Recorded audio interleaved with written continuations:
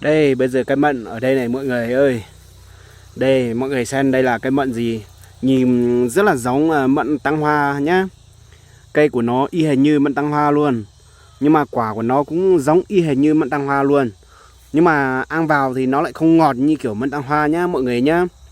Với lại mận tăng hoa cái mùa này thì mận tăng hoa rất là chín rồi, người ta hái đi bán rất là nhiều rồi. Nhưng mà cái cây này mình chưa hái luôn nhá. Cái cây này nó chỉ được như thế này thôi, nó nhìn nó đỏ chót như này rồi nhưng mà ăn nó còn chua chua kiểu gì ấy mọi người ạ. Nếu mọi người ai biết thì cho mình xin một bình luận ở dưới xem đây là cái mận gì nhá. Xin chào mọi người nhá.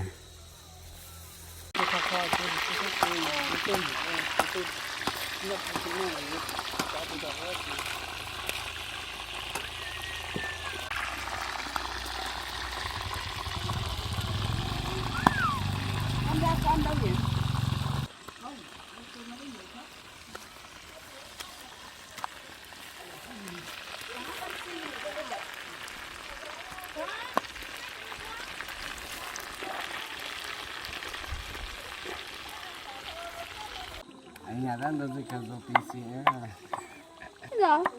anh nhà đi dầu PC cả thì cho chọn cả uống rượu với lại ông biết thôi. Ngày ở dưới quê là trẻ con nó ra nó sẵn lại nó uống biết thôi.